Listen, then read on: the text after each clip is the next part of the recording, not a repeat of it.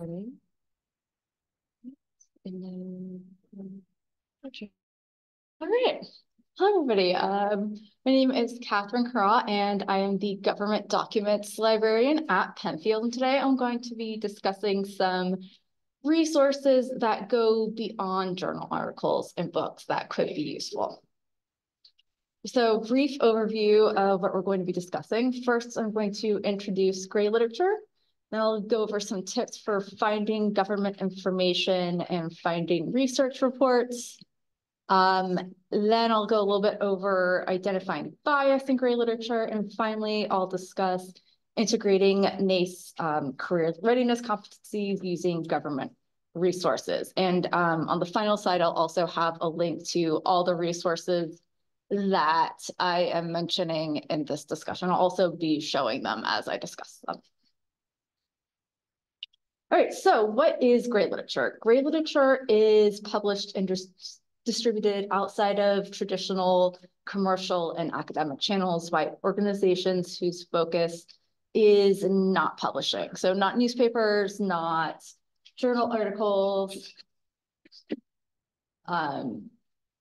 stuff, anything like that. It's going to be reports, policy and white papers, conference papers, proceedings, dissertations, government documents, press releases, survey results, interviews. It's a really wide variety of information. This isn't going to be peer reviewed, but it is very often generally is created by experts in a field. So it's still quality information. Because these are not provided through traditional resource publishers, they can also be a lot harder to find. And so some of the reasons you might want to use gray literature is that it's going to provide different perspectives. It requires critical thinking to analyze, particularly in identifying the bias that could be present. And it's often free to access, which is always nice. So as the government documents librarian, I'm particularly interested in the government information aspect of gray literature. So that's going to be resources that are published or compiled or created by a government at government expense or as required by law. And here at SUNY Oswego, we have very good access to government information because we are a federal depository library, which means that we provide free access to government publications in both physical and digital formats to the public, and that includes the entire public, not just people who are associated with our campus. So our physical collection is mostly available on the second floor. It's also spread out throughout the circulating collection. The physical collection is mostly uncatalogued and it is mostly older material. That is largely because increasingly government information is exclusively being made available in a digital format. And there are several ways that you can access that. You can get it through our research guide, which I'm going to show you in a minute, databases, primarily Hein Online, and catalogs, either our catalog or there's also the catalog of government publications. So just to show you, and I'm going to just actually go through things through our my handy document here. So here is our guide. There is an inventory of, or at least a partial inventory of what we have on the second floor, which you can get here. There's federal information, New York State, and also Oswego, both the city and the county, and I'll return to this later. All right. So finding of information. There is a ton of government information published and created by tons of different agencies. So finding it is not always going to be easy. Knowing where to go is not always going to be easy. One quick way to get started is to just do a Google search using whatever keyword you want, followed by site:/.gov. You could also do that for a state website if you know the state domain. Another place to go if you're not sure where to start is USA.gov. That is kind of a landing page for the whole entire United States government. So you can get information about how it works, a directory of all the different federal agencies, and also ways of getting assistance and that will include links to state websites as well, if that's something that can only be accessed through your state. If you have a better idea of what you need, govinfo.gov is a good place to go. It's got a really wide variety of publications. It's pretty easy to navigate. I'll show that in a moment. The Congressional Research Service reports is a place where you can find research reports that are nonpartisan and created for members of Congress, and that's a really wide variety of topics. A lot of times they're pretty topical and what's in the news. And then most cabinet department websites have a data and research section. I think we mostly think of, the census or Bureau of Labor Statistics, but pretty much every department gathers some kind of data and have a great website. So to find, I have a whole section of data and statistics that has some of the highlights from different departments, and then USA.gov. Most of these websites are also going to have this flag and saying that's an official website of the United States. And this is the section that's going to give you the most information about just the workings of the government and places to go. And then GovInfo. So you have a way to get to most of your really useful things like the Code of Federal Regulations or the Federal Register or the Code, which is basically the laws. And this feature section is kind of interesting because it brings together different documents or links that are really focused on this particular, usually it's an event or some kind of, Memorial Day or special programs, which is kind of interesting.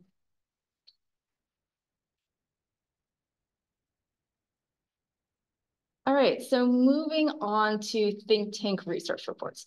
Since these are not traditionally distributed, they can be somewhat difficult to find. There's tons of them, but there are some ways that you can find them. So to find particular think tanks, there is this open think tank directory that gives you information about what their research areas are, their gives information about their output, the balance between men and women or female staff, the size of their staff, and then they'll compare it to other organizations, either within the country or globally, which is kind of interesting. To actually find reports, Find Policy is pretty curated. It does searches within either different areas or different places, and they only take from what they consider leading think tanks in that area, and they do give you an explanation of how they come to that conclusion. For a broader search, there's the think tank search, which is put together by the Harvard Kennedy School of Government. There's a non-governmental organizations search and an intergovernmental organizations search, which are both hosted by the Government Documents Roundtable of American Library Association. And then a somewhat easier way to find stuff is within JSTOR. They have over 50,000 think tank research reports that you can access when you're looking for, whatever else you want to look for in JSTOR, and they are actually labeled as report, and you can restrict your results to that. So when you're doing some of these curated searches, sometimes they'll be listed as a blog post or a news article that are on the website of the organization. So it might not seem like it's a full research report, but there's a wide variety of information that you can get through those. So open think tank directory is kind of fascinating. So you can search by topic or country, and then if you just click on one of these, it'll give you a bunch of information, so a little description, where they're located, their areas of focus. This is the kind of more interesting stuff. It's their staff size, the age of the people who work for it. Some places don't have all this information, some places do. And then how many publications, and also their social outreach. And so that's always kind of interesting. Then the IGO, NGO.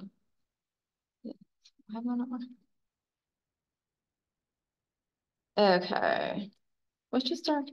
Okay. Anyway, so this link gives you access to both a spreadsheet of who they're searching, and then also links to both of the Google searches. They're kind of hard to find in here.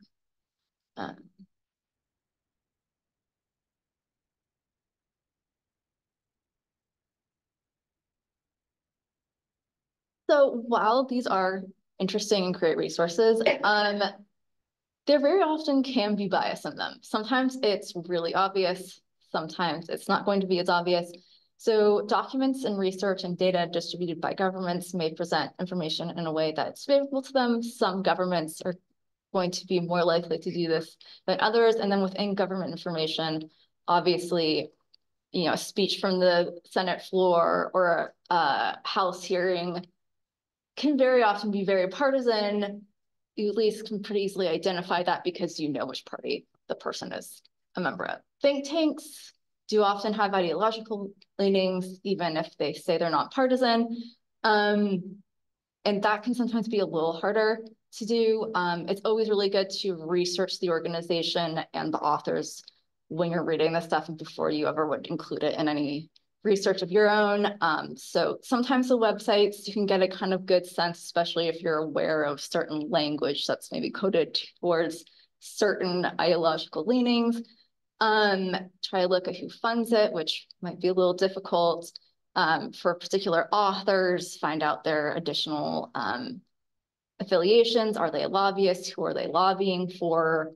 And of course, sometimes it's actually really good to have biased information. If you are trying to find different, conservative or more liberal policy perspective or ideas, this is actually really useful information to use. The important thing is just to actually identify the bias and acknowledge it when you're presenting any information that you're getting from these. And there's also actually the Georgetown Library, which I've included a link in my document, does have a guide to some of the more prominent United States think tanks, and they're kind of where they are placed ideologically, if they're more liberal or conservative. Then finally, I'm going to go a little bit into integrating the NACE career readiness competencies into teaching. And I'm going to be focusing on two. First is career and self-development, which they define as proactively develop oneself and one's career through continual personal and professional learning, awareness of one's strengths and weaknesses, navigation of career opportunities, and networking to build relationships without one's organization. So with the continual learning, many careers are going to require some kind of interaction with government resources, particularly regulations. I worked in the promotional products industry and was importing goods from China. So I was consulting the harmonized tariff schedule or tariff rates all the time. Obviously, teachers need to know education standards. It's really useful to, in advance, kind of know I might have to use this at some point in my career and start building a little familiarity with them in advance. And then going along with the navigation of career opportunities, there are two government websites that would be particularly useful for that.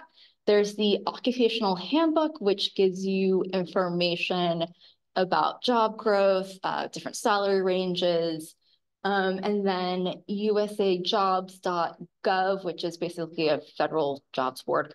And both of those you can get information about looking at jobs based on either a major or a field of study, which is kind of interesting. The Occupational Handbook actually has a teacher's guide section on the website. And the reason why I'm actually mentioning this is one of the best assignments I had in grad school was looking at job listings to learn about what kind of skills you needed, what jobs were even out there. And it was just it was an actually practical assignment, which was really nice. So actually start thinking about these things. That's something those two websites can definitely help, even though if, might not want a federal job, but it does actually say, these kinds of positions, maybe this kind of wording is what you can do with this field. Another assignment I had was putting together a grant proposal. We were given, the agency was IMLS, and then we had to decide which grants we would apply for, how much to apply for, and just trying to put together all the information you would need in the grant. They usually have examples of grants that were previously awarded. And that just brings together a lot of different skills, especially gathering data and figuring out, okay, we have this need, this is why we need this grant. So that kind of leads into the other competency, critical thinking skills, which includes gather and analyze information from a diverse set of sources and individuals to fully understand a problem. Definitely bringing in gray literature is one way of doing that.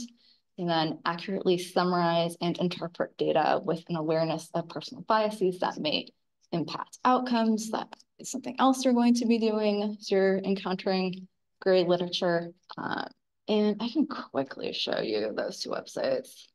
So the Occupational Handbook, just put by the Bureau of Labor Statistics. They've got, different sections, and then this teacher's guide. And USA Jobs has an entire section for students and recent grads for different pathways of getting federal jobs. And then also this federal occupations by college majors, which are not linked, but it does give you kind of different ideas of what some kind of jobs you would have would be, or also you can search within USA Jobs.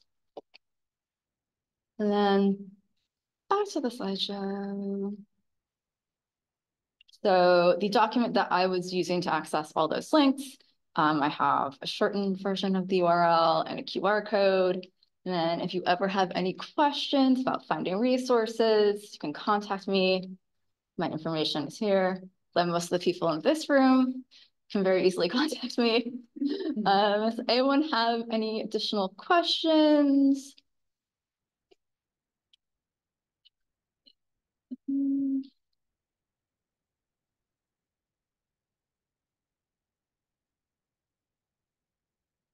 Wow, that was like almost right on time.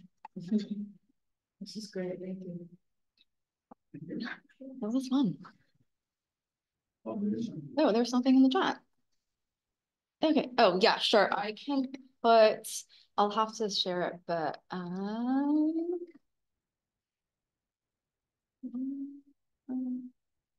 okay.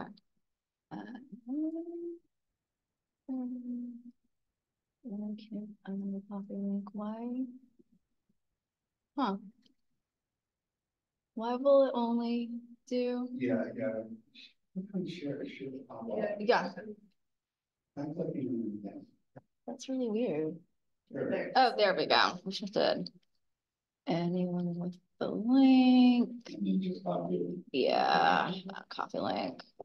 And then I will put that in the chat. All right, oh, go ahead. You have a question.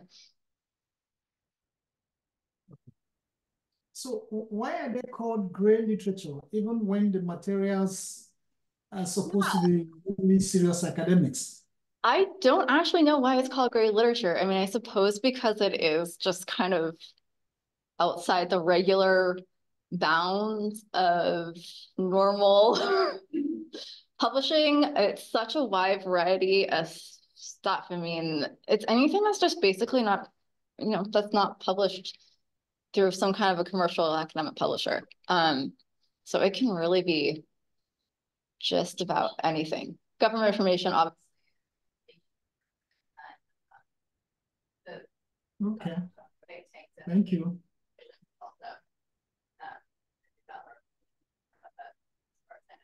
A lot of it is actually medical because more like dissertations.